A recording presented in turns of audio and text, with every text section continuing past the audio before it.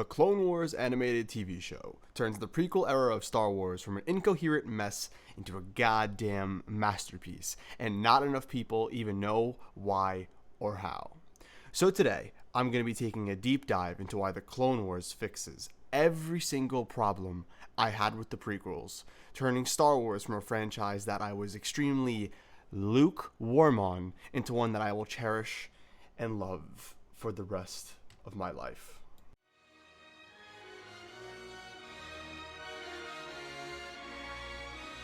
Now, I'm not going to bore you to death by going through every single reason why the prequels are an absolute mess for the most part. If I were to do that, I feel like we would just be here for hours, and there's no joke, already thousands of YouTube videos on why the prequels are so messy, so just throwing in another one wouldn't really make a whole lot of sense. However, for me, what makes the prequels so lackluster isn't just that they're messy, it's that they feel incomplete. Each and every movie bites off more than they can chew, thus causing the prequels to have a bunch of amazing ideas in theory. However, by the end of the trilogy, almost all of them end up half-baked. A few examples of things that I feel ended up half-baked in the prequel trilogy include, but are not limited to, a significant amount of relevant characters not getting enough time and in turn turning them into shells of what they could have been. The clones getting absolutely no screen time, even though they're some of the most interesting characters, crappy CGI that kind of taints the otherwise phenomenal world building, and a tragic downfall that doesn't feel as earned as it could be.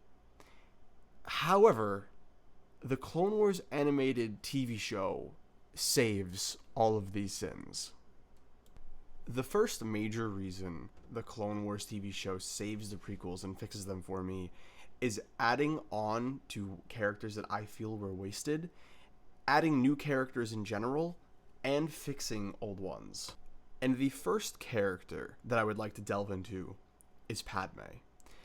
Now, Padmé definitely isn't the worst character in the prequels, mainly due to her being played by Natalie Portman, whose scenes in Attack of the Clones and Revenge of the Sith still have my heart till this day. But she definitely could have had more to do. For example, in the prequels, we get a bit of her diving into the politics on Coruscant and other planets at large, and we get a bit of her rebellious side. However, she wasn't always the main focus of the prequels, so the Padmé content we got ended up decently limited. Furthermore, Padmé suffers from the George Lucas line writing just like everybody else, and she might be the worst example of this in all honesty. So we end up with a almost dumbed down version of Padmé in the prequels, which just is super unfortunate. However, there's none of that garbage in the Clone Wars. Here, Padmé is a legitimate political titan, constantly sticking her nose into every situation she possibly can, and being a gigantic political pain in the ass that constantly meddles with Palpatine's plans. Whenever someone needs a representative at court, guess who rolls right in? Padmé. Whenever someone needs a representative to settle important matters regarding freedom, slavery, or general betrayal, guess who rolls in? Padmé. Whenever someone needs a powerful person to give a powerful and moving speech, guess who rolls right in?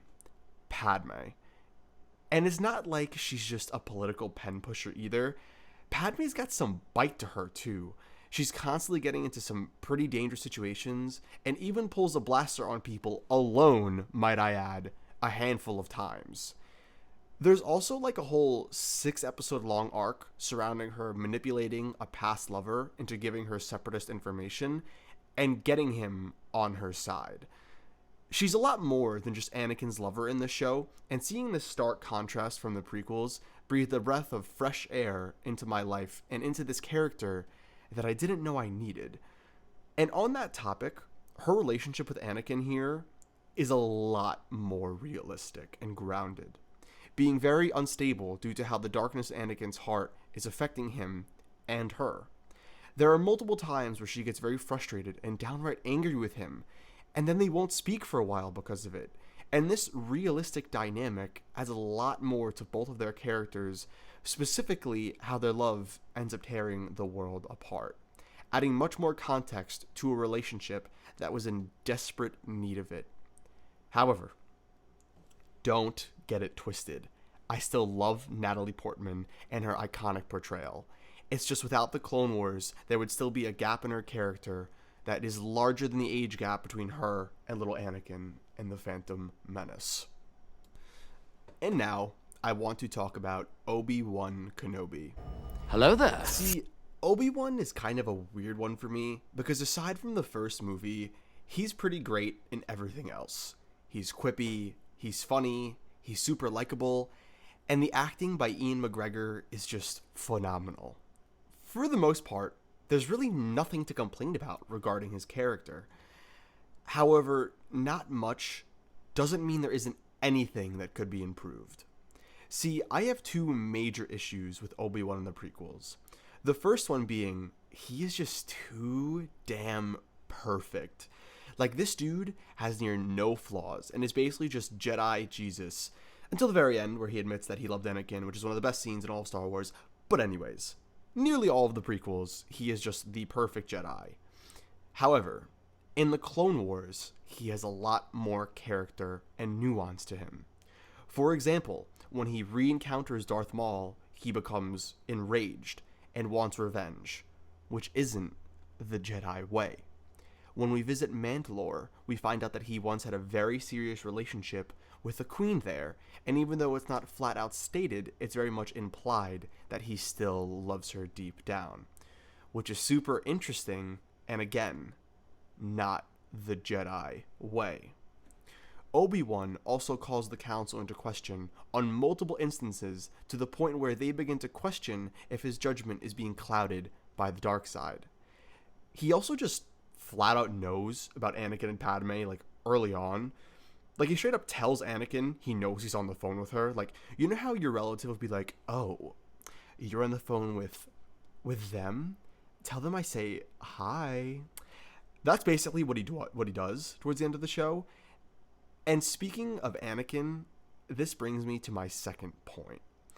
In the films, the brotherly dynamic is stale as hell. Anakin and Obi-Wan have, like, no positive interactions aside from a few, and for the most part, all Anakin does is whine about how much he despises him. This makes Anakin falling out with him, where they were apparently brothers, super jarring, and honestly just kind of unrewarding. It just didn't feel as earned as it could have. I'm not saying it's awful, but it just could have been better. However, the Clone Wars does stuff very differently. Anakin and Obi-Wan interact a ton, and for the most part, they're positive interactions. Obi-Wan constantly has Anakin's back, and even though he definitely does nag him a bit at times, it's all out of love. Obi-Wan also genuinely trusts Anakin in the Clone Wars. Even when he doesn't understand what he's doing, he still backs him because he knows the guy. Their big bro, little bro dynamic is actually realistic and earned here, making Anakin's eventual betrayal that much worse. And in turn, making Obi-Wan's downfall into despair and depression feel a lot more realistic, giving Obi-Wan a much more coherent and sensible character arc. Still didn't fix him being crazy old in A New Hope, but it is what it is. Like, I don't think that's ever going to change. And side note, I just want to talk about the arc where Obi-Wan fakes his death in order to go undercover by using someone else's face in order to stop an assassination attempt on the Chancellor by Cad Bane. This arc was one I didn't know about, like, at all, and one I didn't know I needed, because the amount of edits from this arc I have just been glued to on TikTok has been absolutely absurd, and I'm gonna rewatch this arc, like, right after this video, because I just love it so much, and I had no idea it existed. And it's not even, like, really needed. It's just a really fun arc that adds a lot to Obi-Wan, and I just can't get enough of it. And speaking of characters that I cannot get enough of right now, let's talk about Count Dooku. Count Dooku is straight up poo-poo in the movies. Like, this guy is basically useless in every single way. Forget character development, he's barely a character at all. He's legitimately just a device for this iconic scene to be implemented. He's not cool, he's not that menacing, and he's nearly filler, considering he's in like a quarter of one movie. However, and this is a major however, maybe the most major however I'm going to say this video, Clone Wars really does this man justice. You know how I said he's sorta lame? In this show, he's an absolute badass. During all of his fight scenes, and there are multiple, by the way, he feels genuinely terrifying and almost a whole tier above our heroes. And I love that he constantly just shits on everyone, at least in the earlier seasons. It makes him feel like a genuine Sith Lord instead of just Palpatine's guard dog.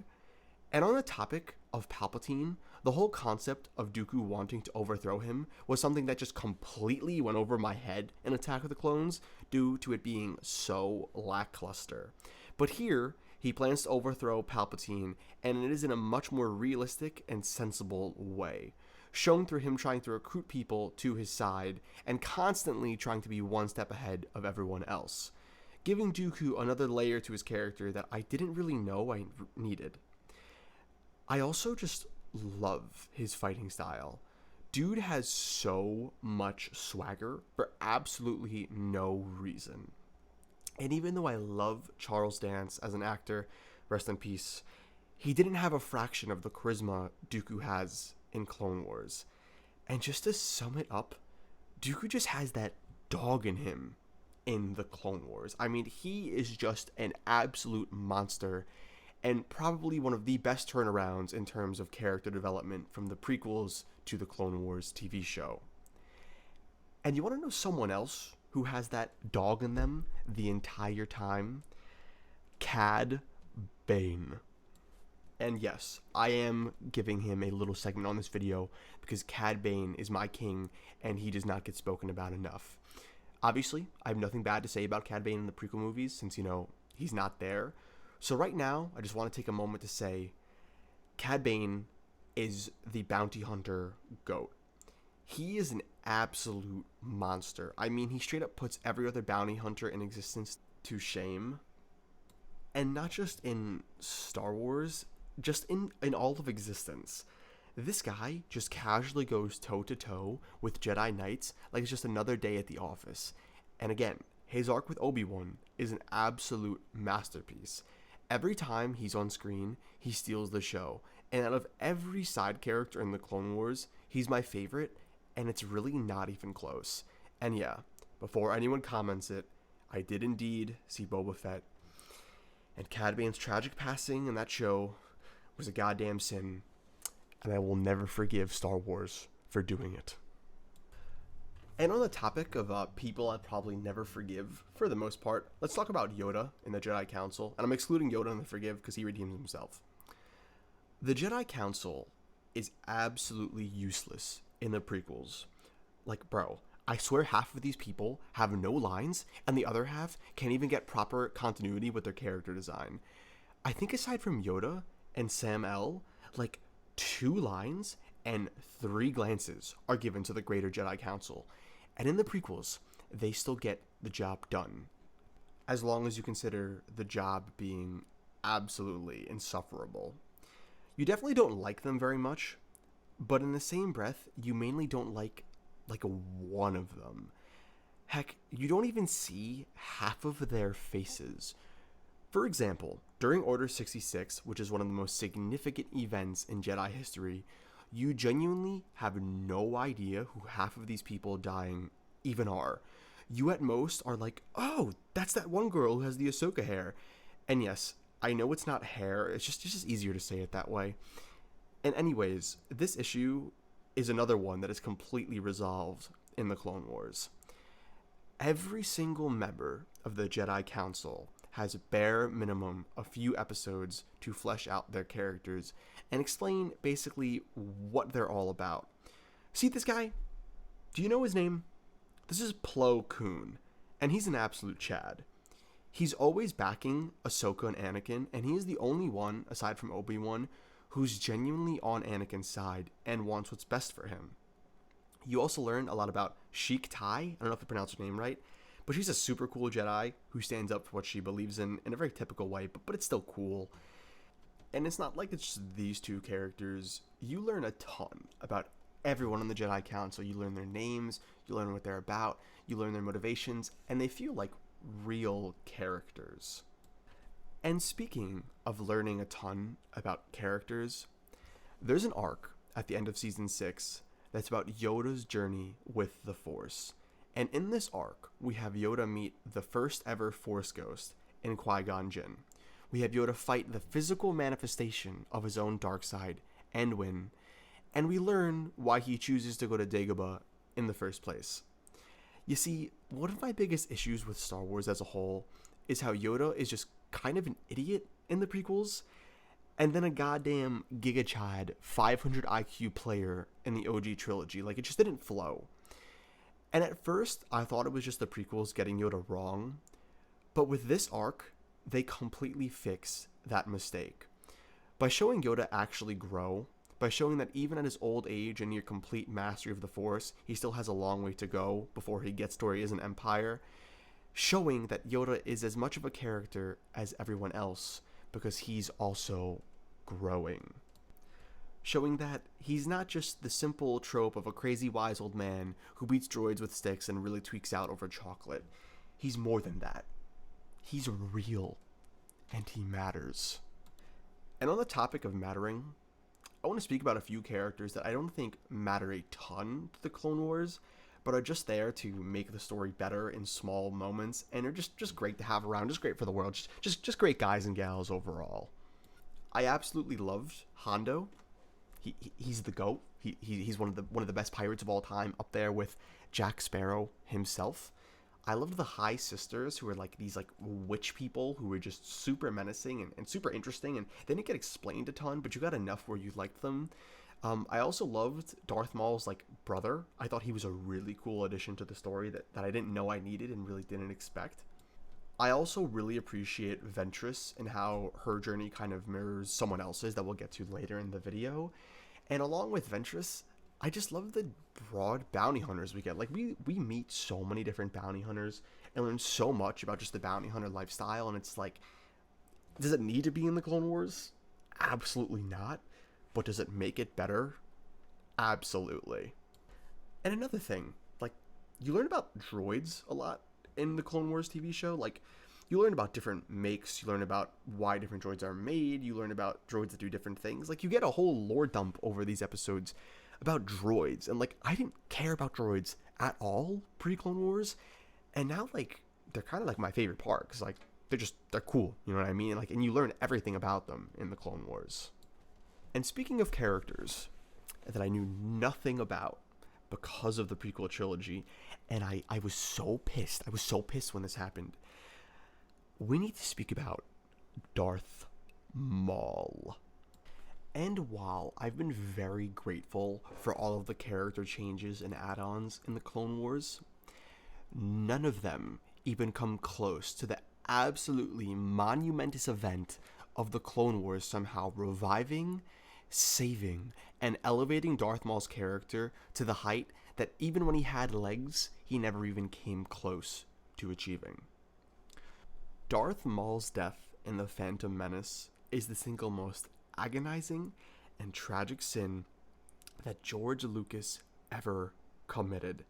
It's worse than the lines, it's worse than the dialogue, it's worse than this, it's worse than this, and hell, it's even worse than this. God, just talking about it gets me fired up, like real talk. How dare he create a character with the best design, best lightsaber, and best cool factor that I have ever seen in my 20 years of life, just for him to get under 5 lines and under 10 minutes of screen time. Guys, I counted. It's seriously less than 10 minutes. But while I'm still very mad about the situation, the comeback that Darth Maul makes in the Clone Wars is up there with the likes of the 2016 Cavs and the Minneapolis Miracle. He gets his own arc, which is filled with betrayal, love, revenge, and redemption. And some great lightsaber fights. And when I mean great, I mean like top 2 in the whole thing for me. Also, he gets his legs back, which is pretty neat. And his episodes also have their own color change in the title. And while I know most of you don't care about that, I for sure do. It sets the tone immediately, and since Clone Wars is an anthology series, there was nothing like randomly wrapping up an arc and then immediately being greeted with a red "The Clone Wars" title and going, yeah, this episode is about to slap. And thank God he comes back in season 7 of Clone Wars, because man, his role in the final 3 episodes is one that I'll never forget. From the ridiculously terrifying and powerful speeches to his very own hallway scene, this guy was just an absolute tank during the final season. I think the only minute issue I would have had with his character in the Clone Wars is his arc doesn't have a conclusion, but that's because he shows up in Rebels and has just as good as an arc there, but that's for another video, and I will for sure be making that video. Point is, Clone Wars turned George Lucas's worst sin and made it one of the greatest characters I have ever seen. And on the topic of characters we never had the privilege of seeing in the prequel trilogy, let's talk about the clones.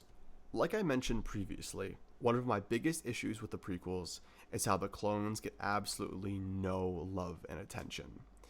Like, for one side of the biggest war the galaxy had ever seen, you'd think they'd get some kind of characterization. Just a bit. Maybe. Possibly. Well, like all of my other issues with the prequels, guess what? The Clone Wars fixes this. Instead of leaving the clones as just brainwashed soldiers that have absolutely no soul, the Clone Wars dives really deep into what being a clone could really do to someone. You get to see the clones try to distinguish themselves by giving themselves and each other names. You see them start to have differing personality traits. You even get to see some leave the Republic and you get to understand why a clone would even act this way. The Clone Wars even makes a point to show how absurd these people are to clones, with generals not caring about them in the slightest, and clones being treated as if they are less than human. Casual racism, in all honesty. And you actually get to see the effect this war is having on the ground level, not just high up in the Jedi Temple. 2 great examples of just how well developed these clones are Rex and Fives, with each of them getting their own individual arcs breaking down their psyche, with Fives' arc showing this anxiety and mental torture that comes with realizing your whole life has been a lie, and that your sole purpose for existing is to kill the very people you call friends. And Rex's arc being a continuation, showing the challenges of being the only person from your kind to be able to think on his own. Furthermore, the Clone Wars makes a very wise decision in making all of our major clones close friends with Anakin, making both the clones and Anakin's fall alongside them feel that much more painful, tragic, and real. I would also like to speak about the world building a bit, because this is a very overlooked part of the Clone Wars, and it's one of the best parts of the show. World building in the prequels is a bit odd, to say the least. On one hand, you see a fair amount of different planets, you see the galaxy a bit, and you get a ton of exposition on said galaxy. However, that's kind of where the world building ends.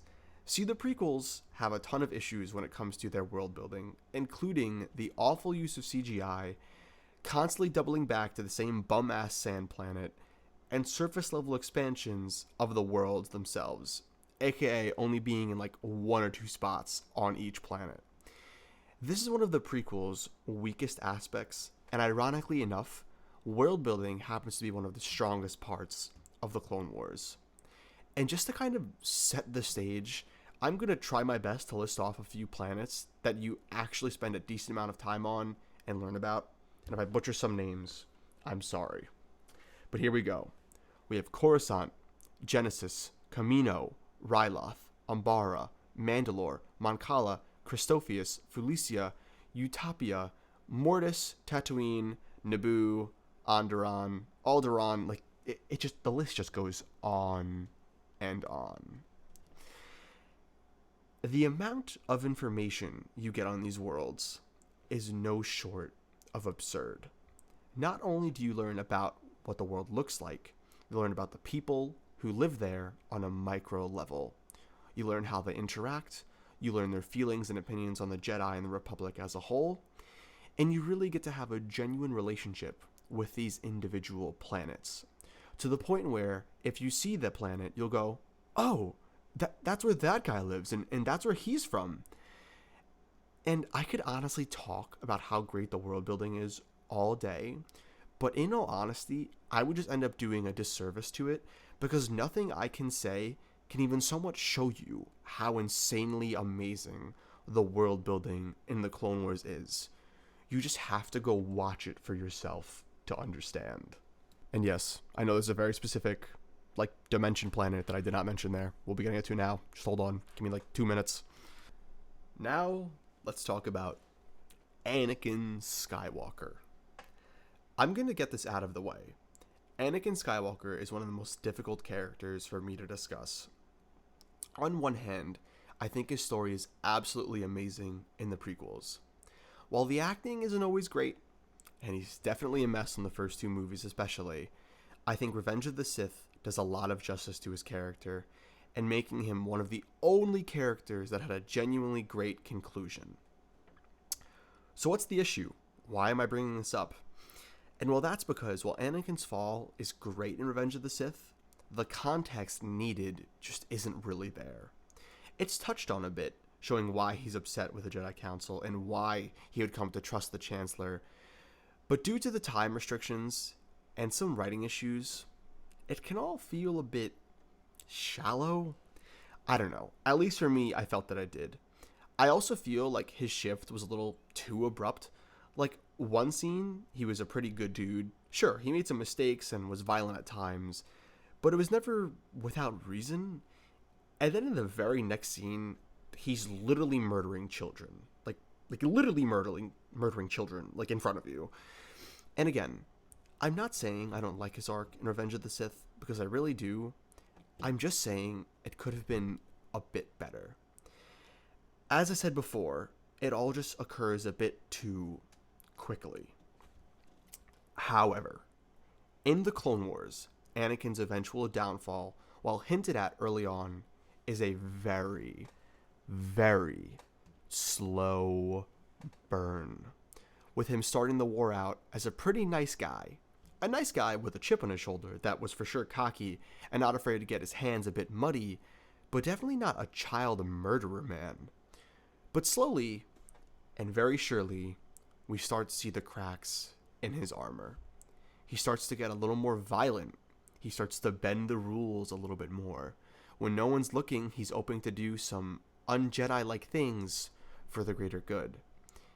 And this doesn't occur 24/7. It's only like here and there, kind of falling into the backdrop with the greater Clone War, making it almost seem like a product of the times, and not a genuine flaw that may affect the rest of the galaxy forever. And this slow burn, combined with the constant scenes of the Chancellor slowly placing seeds of doubt in Anakin's mind, turn a messy character arc into one of the greatest character journeys I have ever witnessed, making his eventual downfall into darkness and despair hit that much harder, since we've spent so much more time with this character and have really gotten to know what makes him tick. And you're left with just this wonder about what may have happened if a few things turned out differently.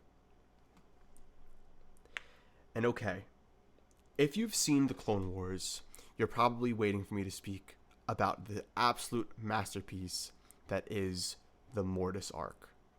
And this arc kind of answers your questions, wondering about what would have happened if things turned out differently. Mortis is kind of a secret dimension in the galaxy where three of the strongest Force users ever reside: a father, a son, and a daughter. The daughter representing the light in the Force, the son representing the darkness, and the father representing balance. And off rip, the character designs are perfect for what they're representing. And I don't want to go into too great of detail here because I would rather just have someone go watch the arc, and I really don't want to spoil it because it's just phenomenal. But Mortis is a microcosm of the entire Star Wars Skywalker story, but flipped, taking away that wonder of what could have happened if things were different. But long story short, the ending and highlight of this arc is the fact that Anakin learns about what he will eventually become. He sees all the death he will cause. He sees all the destruction he will cause. He sees his entire future in an instant, and a magnificently beautiful moment that just shows all the regret and just depression and every emotion you could possibly think of just swell over his face. And then you get his reaction, where he says that he needs to go take out the Chancellor, that he needs to stop this before it even starts, showing that deep down, Anakin was always a good guy, and that if things didn't line up the way they did, if a few events happened in a different order, we could have looked at an Anakin Skywalker who genuinely saved the galaxy before the destruction of it even begun. And like I said earlier, this arc is praised as the best arc in the Clone Wars for good reason. If you have not seen the Clone Wars, I would recommend going and watching this arc, even if you don't want to watch it, because it is so worth it in the realm of Anakin's overall character development, and it is just one of a kind. And yeah, that's it. The video's over. I mean, I really don't have anything else to say. I mean, I'm trying to think. Did I miss anyone? Did I forget to talk about anything that is unique to the Clone Wars that just changes everything for the overall Star Wars universe? No, I think I'm good. That's an obvious joke. Like, I'm obviously going to talk about Ahsoka.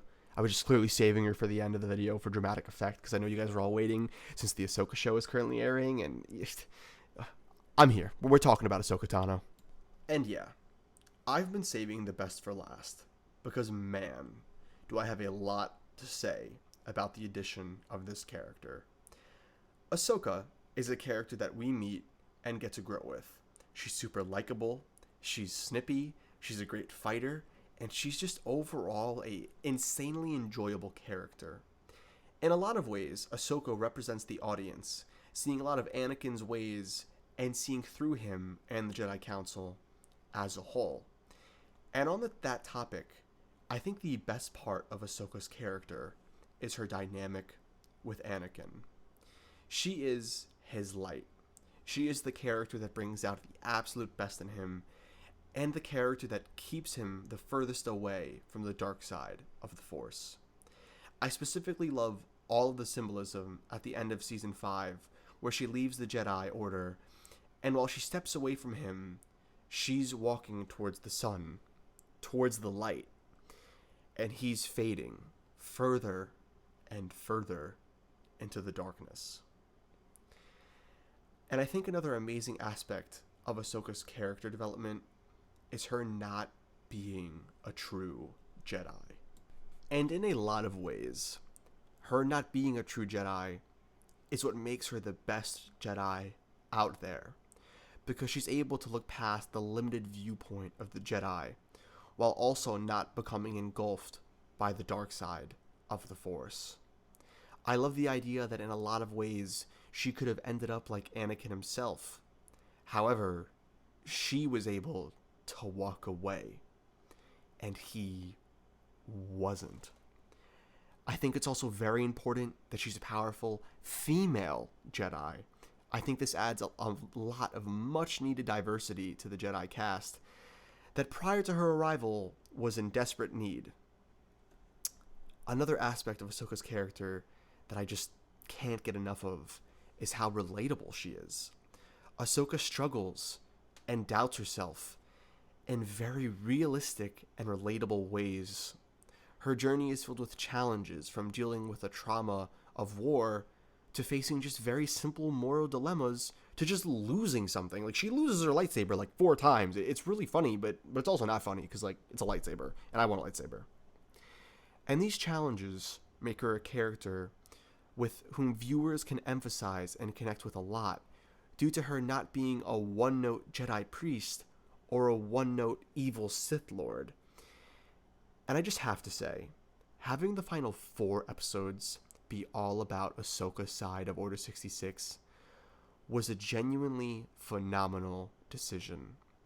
The anger, confusion, disappointment, rage, sadness, and overwhelming sense of loneliness that Ahsoka radiates off the screen in her final moments as she drops the lightsaber that her master made for her, creating an equally beautiful and heartbreaking moment that I will never forget.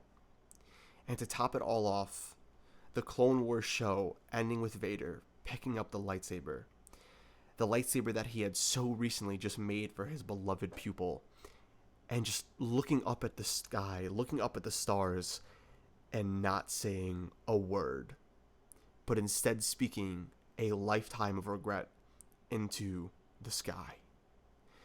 The show ends. Just like that. With a simple moment between 2 characters that we didn't even know existed together, showing just how amazing and overwhelmingly impactful Ahsoka Tano has been to the Star Wars universe, to Anakin Skywalker, and to us.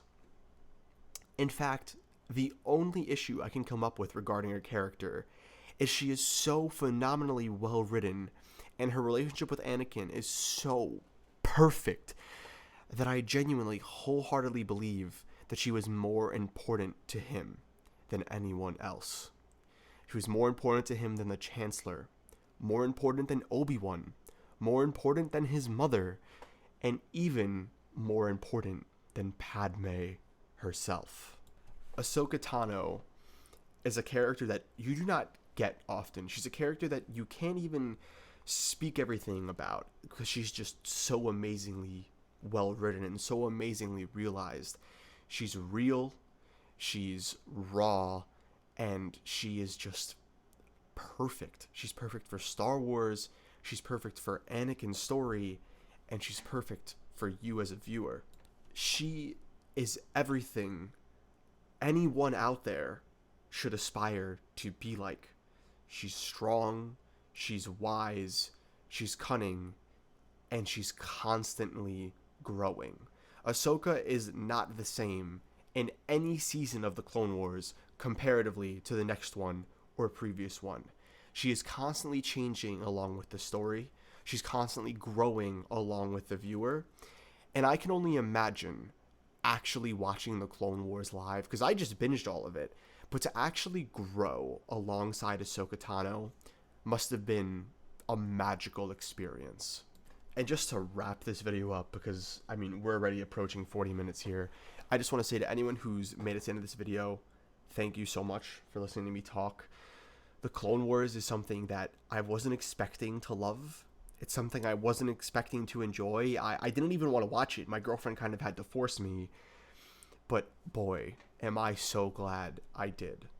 As someone who has never been a Star Wars mega fan, as someone who never really understood the hype, as someone who never really enjoyed Star Wars as much as everyone else, this show saved my love for Star Wars. It saved the prequel trilogy. It saved everything.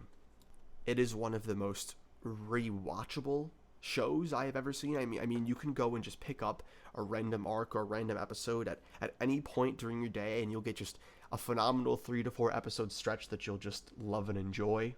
If you want the tragic downfall of Darth Vader in a microcosm of the Star Wars universe as a whole, the Clone Wars has it. If you just want a simple, cute story about R2-D2 and his other droid friends and what life is like as a droid, Clone Wars has it.